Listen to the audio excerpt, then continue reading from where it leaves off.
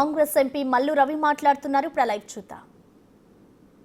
చేస్తూ ఇవాళ భారత రాష్ట్రంలో ఉన్నటువంటి కలవకుర్తి, నెట్టెంపాడు, భీమా, కోయిల్ సాగరు, ఇది మన పాలమూరు, రంగారెడ్డి, ఈ పేరు మార్చిన కాళేశ్వరం, ఇక్కడ ఉన్నటువంటి ప్రాజెక్టులన్నీ కాంగ్రెస్ పార్టీలో పెట్టినాయి. అవన్నీ అభివృద్ధిలో భాగమే. ఇవాళ రాష్ట్రంలో అనవసరంగా ఖర్చు పెట్టింది 100 సంవత్సరాల వరకు ఉండేటటువంటి సెక్రటేరియట్ని కూలగొట్టి మళ్ళీ కొత్త సెక్రటరీ, ప్రపంచ స్థాయి సెక్రటేరియట్ ముఖ్యమంత్రికి ఉండటానికి ఇల్లు పెడితే దాన్ని తీసేసి మళ్ళీ దాన్ని ఒకటి ప్రపంచ స్థాయి సెక్రటేరియట్ని కట్టారని చెప్పారు. ఆ సెక్రటేరియట్కి వచ్చేది లేదు, పరిపాలన చేసేది లేదు. ఇవాళ ఇప్పటికి కూడా 6 నెలలు అయింది అని ఇన్నిసార్లు అసెంబ్లీ జరుగుతుంది, ఎందుకు రావటం లేదు? మీరు కేబినెట్ మినిస్టర్ ఇచ్చారు కదా ప్రతిపక్ష నాయకుడికి. ఆ నాయకుడు ప్రతిపక్ష పార్టీ, దానికి క్యాబినెట్ ర్యాంక్ ఉంటుంది, దానికి జీతం ఉంటుంది, దానికి కారు ఉంటుంది, అన్ని ఫెసిలిటీస్ ఉంటాయి. ప్రభుత్వం ఇస్తారు. ఎందుకు పెట్టారంటే ప్రభుత్వం చేస్తున్నటువంటి కార్యక్రమాల్ని ఎప్పటికప్పుడు గుర్తించి వారికి ప్రజల తరపున ప్రభుత్వానికి గుర్తు చేయాలనేది దాని బాధ్యత. చెప్పు.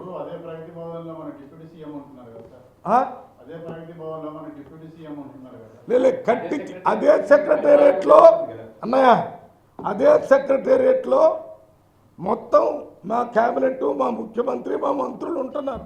అదే దాంట్లో అందులో ఒక భాగంలో డిప్యూటీ సీఎం ఉంటాడు, ఇంకో భాగంలో ప్రజాభవన్ పెట్టి ప్రజల దగ్గర నుంచి మన దరఖాస్తులు తీసుకునే కార్యక్రమం మా చిన్నారెడ్డి గారు కూడా అక్కడే ఉండి ఉన్నదాన్ని మరి పడగొడతారా? అట్లా కాదు కదా. అక్కడే ఏదో పెద్దగా 10 ఎకరాల భూమిలో ఉన్న ఐఏఎస్, ఐపీఎస్ ఆఫీసరు బిల్డింగ్లన్నీ పడగొట్టి ఆ రకంగా చేశారు. అది నేను మాట్లాడి అవసరం లేని దానికి ఎక్కువ ఖర్చు పెట్టారు. కొన్ని చోట్ల జిల్లా కలెక్టర్ ఆఫీసులు, ఎస్పీ ఆఫీసులు చాలా బాగా పనిచేసే ఉన్నా కానీ వాటన్నిటిని తీసేసి ఒక ప్రత్యేక కార్యక్రమాన్ని పెట్టారు. మీకు డబ్బులే లేవు, 2 గదులు ఇల్లు ఇవ్వడానికి డబ్బు లేదు, మరి కార్పొరేట్ స్థాయిలో విద్య చెప్పడానికి డబ్బు లేదు. వీటన్నిటితో పాటు మీ ప్రభుత్వం ఉన్నప్పుడు స్వేచ్ఛగా మాట్లాడే అవకాశం లేదు, ముఖ్యమంత్రిని, మంత్రిని కలిసే అవకాశం లేదు ప్రజలకి. ఆ ప్రగతి భవన్కి 1 కిలోమీటర్ దూరంలో కాకులు కూడా తిరగటానికి వీల్లేదు. అక్కడంతా పోలీసులే. మేము ఎన్నోసార్లు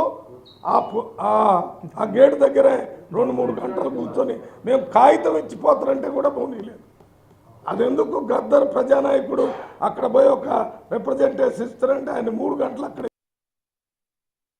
ఇది అస్తిత్వం కోసం తిడితే మేము పెద్ద నాయకులు అవుతాం, ఇట్లా తిట్టడం ద్వారా బీఆర్ఎస్ పార్టీ ఒకటి ఉంది అనే విధానంగా మీకు తెలుసు కదా. ఇది నాకు కథ గుర్తొస్తుంది. శిశుపాలుడని ఉండేవాడు, ఐడియా ఉందా? ఉంది కదా. ఎప్పుడైనా శిశుపాలుడు తిట్టడం రీజన్ లేకుండా తిట్టేవాడు.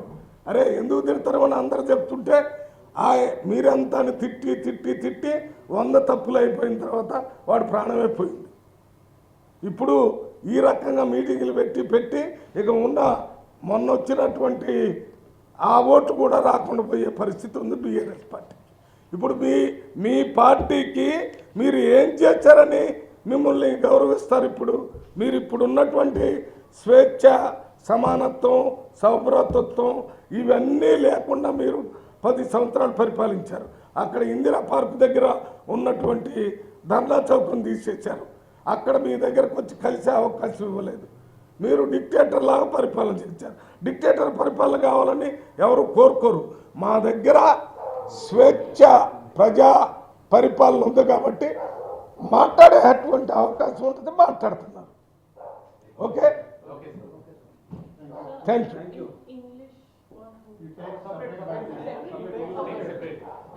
For A9 English, I'll do separate. I'll do a separate by English for A9. English. Yeah. Okay.